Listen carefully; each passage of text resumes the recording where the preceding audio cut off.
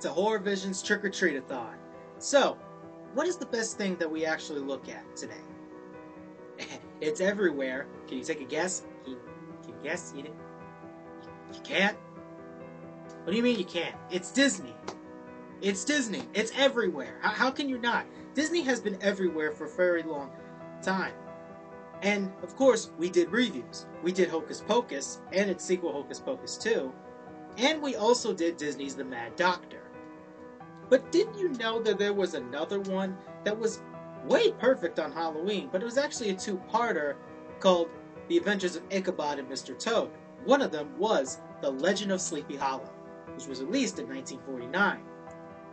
And funny thing is that it has been remade before as a Tim Burton version, and I'm not talking about it on HorrorVision.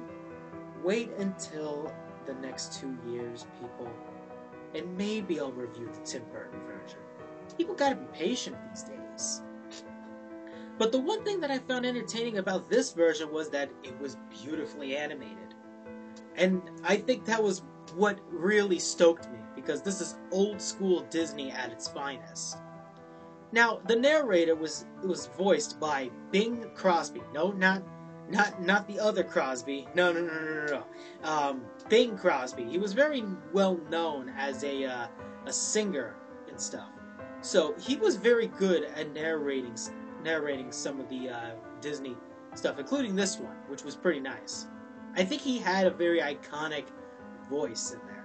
But it follows the adventures of, well, what is the name? Ichabod. Ichabod himself is kind of similar to Belle from Beauty and the Beast. He's a strange person out of the norm, and he's basically a school guy. The only difference, Belle's basically one of the helpers, or she's kind of like a bookworm. Ichabod's a bookworm too, but he clearly is, he's clearly a school guy. He's basically a teacher that helps the kids out. He's a fair guy. And then you have the strong man, Braun, who's Gaston. But the difference between them is just down to their personalities. While Ichabod is a very nice school teacher, does very, very nice things, he kind of has a little bit of a greedy side to him. Especially when it comes to one of the females, Christine, I think the name was. I will post anything that I misplace in the title cards here. But after he actually falls in love with her, he also basically falls in love with the fortune of her father. So clearly he's thinking the father's dead, I can inherit his fortune. So the guy's kind of got a greedy side to him, which greed I think is a very worse case of the 7 deadly sins, because greed has gotten everyone to that point of their life, and you got nothing else in your life, you've done bad things, and there are so many greedy people over the years. Braun himself is 10 times different. Well, he's the strong, he's the muscle, he's got a little bit of mischief into him. There's no chaos in his madness or his mischief. So he's more or less calmer in a way. He's still a fool and a half, but he's way more of a saint than Ichabod is. Of course, we go to a Halloween party, and Brahm sings a song about the Headless Horseman. And I don't know what's gone on to the future of 2023, but I love this song so much, because it tells a story. I like things that tell stories, not just for the fact that it's just saying it just for the sake of it, because, we need a music video. When something tells a story, that's what's so important about it. And the Headless Horseman theme song is perfect for that. It tells the story of a headless horseman, a man who lost his head. Now he's basically sick and tired of his pumpkin head. So what does he do? He wants to get a new head. So what does he do? He tries to chop off the heads of some of the people that he meets. Of course, his power ends when they make to the bridge that spans the book. And you just have to just keep going. Your best bet is survival. You have to get out of the woods, and that's pretty much it. The theme song tells a good story, but also frightens Ichabod in a way. It tells a story, it frightens Ichabod, and I just love how it tells it. Especially ghouls and goblins and then some different monsters of different shapes and sizes. It's incredible. The shadowing, too, is probably one of my favorites because I like shadowing in animation because you can do so many different shapes, sizes of shadowing. It would be perfect for Halloween. And I think that's no exception when Ichabod goes into the woods and meets the Headless Horseman, because there's a different shade of coloring with those black shadows.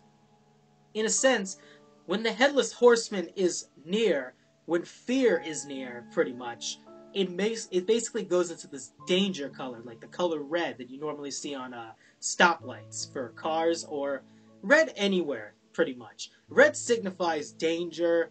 It signifies, well, death, as we will say with Ichabod here. And every time he's near this Headless Horseman, or any time it shows him, the red just keeps popping out, which is kind of crazy. And to think, this was on different sheets of paper to make that effect work was great. There were also iconic scenes where Ichabod was looking at the Headless Horseman's, like, inside where his head was supposed to be. And wherever it was frightened him, like, literally scared him, that he had to just run to the bridge. And once he did make it to the bridge, let's just say the Headless Horseman says, I may not be able to cross that bridge, but my pumpkin sure can, and he tosses it through the bridge, and then comes the kind of like the climax, where people don't know if Ichabod survived or not. Of course, they tell certain different types of stories after we saw Brom and Christine get married. We see that basically a little small tale that Ichabod probably survived, and he's just out somewhere, had some kids, had a nice wife, and, you know, is just living his normal life. But, come on. I'm not trying to sugarcoat this, because the fact that this was made for kids and for families in general back in the late 40s. But we all know what happened to him. We all know the story. So why sugarcoat it, right? And it was kind of like, that was it. It closed the book, which literally is the classic tale of old school Disney, where the book just closes, the end, because Disney tells stories. And that's basically it for the original Ichabod and Mr. Toad. Now, again, I really, really urge you to watch this. I really urge you, for somebody who's a huge Disney fan.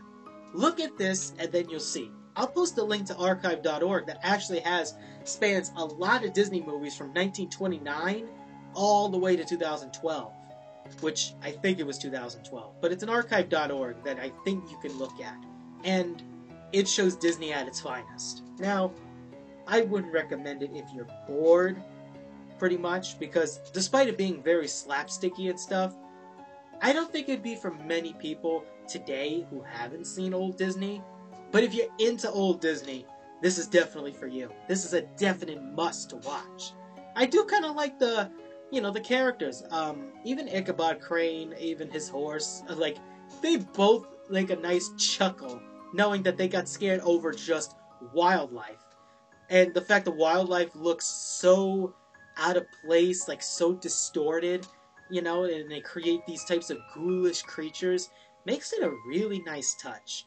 So, I definitely enjoyed this one, and, hey, as long as you're fine, you're fine, but I warn you, if you see that headless guy, don't even stop to say hi, and don't even figure out a plan. Because there's one important thing that you guys have to remember, and that's it. You cannot reason with a headless horseman. I'll see you tomorrow on Trick or Treatathon.